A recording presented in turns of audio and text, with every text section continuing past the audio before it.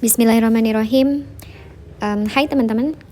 Hari ini kita akan bahas sebuah buku yang berjudul Express. Express itu singkatan dan kepanjangannya adalah Expanding Receptive and Expressive Skill Through Stories. Sebuah buku yang disusun oleh Evelyn R. Klein, Sharon Lee Armstrong, dan teman-temannya yang lain.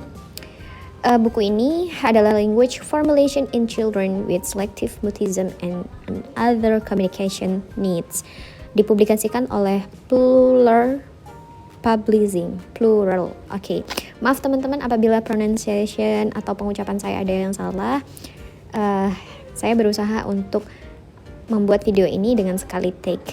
Oke, jadi buku ini kemarin sudah saya buka-buka. Baru hari ini saya beli di Playbook Store e-book. Ini bentuknya e-book, jadi saya memang prefer sekarang untuk beli buku-buku e-book. Karena kita bisa sangat dimudahkan untuk langsung translate vocabulary yang kita tidak paham. Oke, kita langsung ke halaman 19 karena ternyata buku ini banyak atau lebih banyak fokus ke kasus selective mutism ya. Walaupun memang bisa dipakai untuk anak dengan kondisi lain seperti itu. Jadi ada yang menarik di salah satu judul bukunya, subbab bukunya, yaitu Recommended Strategies for Interacting with Children Who Have Selective Mutism. Rekomendasi bagaimana cara untuk berinteraksi dengan anak yang memiliki selective mutism. Oke, kita tahu bersama, apalagi terapis bicara pasti tahu kemungkinan selective mutism itu apa. Intinya anak ini punya kesulitan untuk berkomunikasi dengan orang-orang tertentu. Jadi hanya memilih untuk berkomunikasi dengan orang terdekatnya misalnya, seperti itu. Dan memilih silent ketika di depan orang lain, seperti itu. Jadi tips yang pertama, ini ada 9 tips di sini. Yang pertama adalah nomor 1. Limit direct speech and demands to the child. Kita artikan langsung aja. Oke. Jadi sebaiknya kita mengurangi atau membatasi ucapan atau tuntutan langsung kepada anak, terutama di awal pertemuan. Contohnya pertanyaan langsung WH question ya. Apa, di mana, kenapa, siapa, bagaimana. Itu buat anak cukup menantang dan cukup sulit. Jadi bersikap asertif dan terlalu ramah, humble ya, dapat menjadi bumerang karena menciptakan lebih banyak kecemasan pada anak. Sikap yang pasif adalah yang terbaik, setidaknya pada awal interaksi. Jadi begitu, agak berbeda, sedikit berbeda dengan anak-anak kondisi lain. Pada anak selective mutism ternyata kita disarankan untuk menjadi lebih pasif dan jangan ngasih pertanyaan-pertanyaan langsung.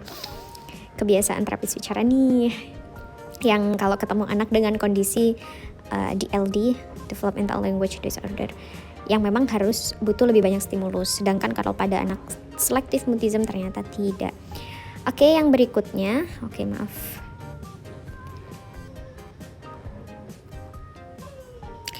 reduce eye contact and don't focus on the child.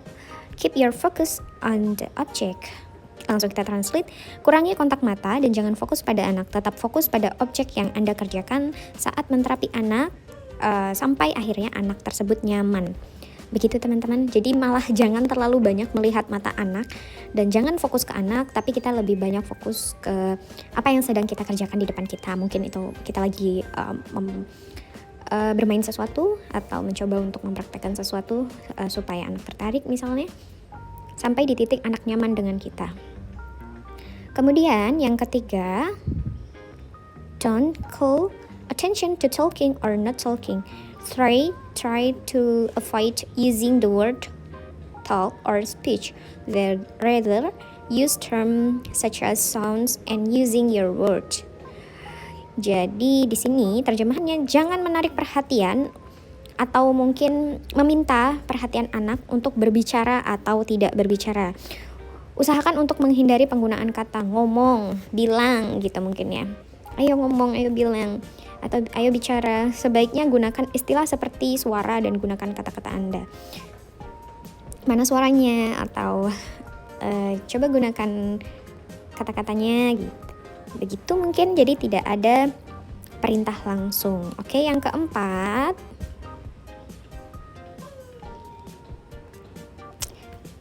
jangan berbicara tentang anak di depan anak. Nih, biasanya kan kita langsung ngasih konsultasi hasil asesmen itu di depan orang tua dan di depan anak. Begitu, ternyata untuk anak selective mutism mereka tidak bisa.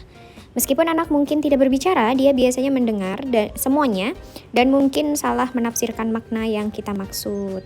If you need to speak, jadi kalau kita butuh bicara dengan orang tua atau guru, usahakan ketika anak tidak ada, begitu. Yang kelima,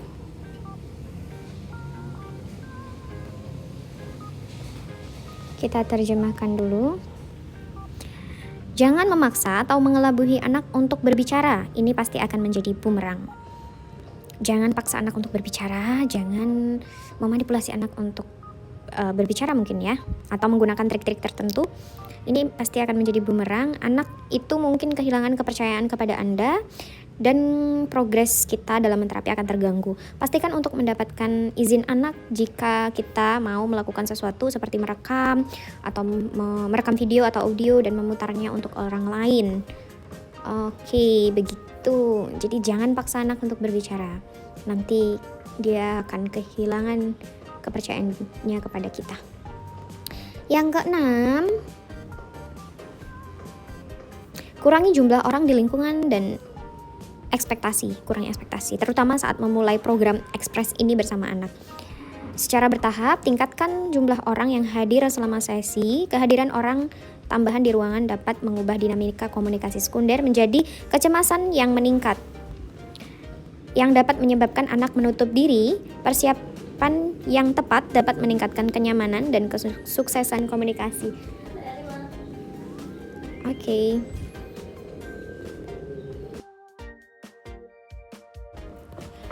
Oke, jadi di poin ke-6 ini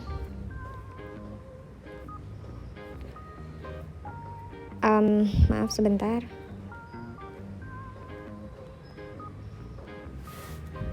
Oke, jadi di poin ke-6 ini, pertama di awal sesi kita sebaiknya mengurangi jumlah orang di dalam ruangan, tapi pelan-pelan kita menghadirkan orang lain di dalam sesi tersebut. Kehadiran orang lain ini pasti akan mengubah dinamika komunikasi sekunder dan bisa meningkatkan kecemasan anak yang menyebabkan anak dapat menutup diri. Persiapan yang tepat dapat meningkatkan kenyamanan dan kesuksesan komunikasi.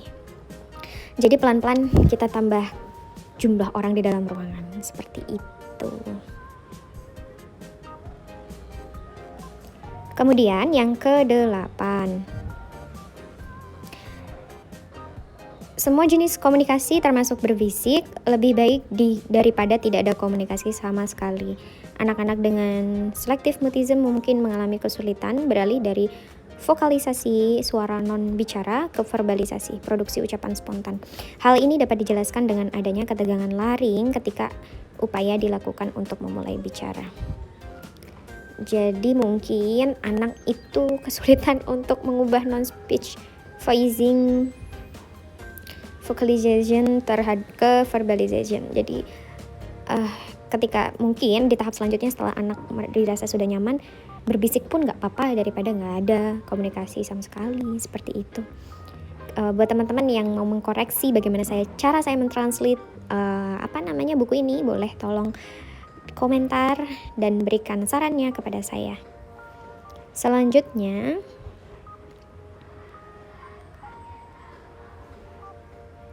saat mengajukan pertanyaan, tunggu 5 detik. Lalu jika tidak ada jawaban, tanyakan lagi. Menunggu membantu anak memproses bahasa dan mengumpulkan keberanian untuk mencoba menjawab. Menanyakan untuk kedua kalinya membuat anak tahu bahwa Anda akan dengan sabar memberi mereka lebih banyak waktu dan upaya untuk merespon. Ingatlah untuk menghindari tatapan mata. Begitu. Jadi tunggu 5 menit. Kalau misalnya anak tidak menjawab, coba ditanyakan lagi. Ini membuat anak berpikir bahwa kita sabar menghadapi dia, seperti itu. Oke, yang terakhir, yang ke-9.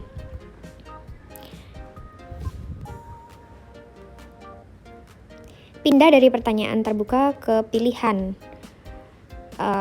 kemudian pilihan, terus kemudian pertanyaan ya tidak. Jika anak pada awalnya tidak menjawab pertanyaan terbuka, misalnya jika bertanya apa yang ingin kamu makan untuk cemilan dan tidak ada jawaban yang diberikan, kita bisa ganti pertanyaannya menjadi apakah kamu ingin kerupuk atau kue atau sesuatu yang lain untuk cemilan? Kalau masih juga nggak ada jawaban, coba diganti ke pertanyaan ya tidak. Misalnya, apakah kamu ingin kue untuk camilan? Apakah kamu ingin kue untuk camilan? Seperti itu. Jadi lebih gampang untuk menggunakan pertanyaan ya tidak. Begitu teman-teman, sedikit informasi dari buku ini. Kita lanjutkan di video selanjutnya. Terima kasih. Oh ya, untuk yang merasa bahwa pronunciation atau cara saya mentranslate tidak cukup tepat, boleh untuk kasih saya saran di DM atau sampaikan melalui kolom komentar. Terima kasih. Wassalamualaikum warahmatullahi wabarakatuh.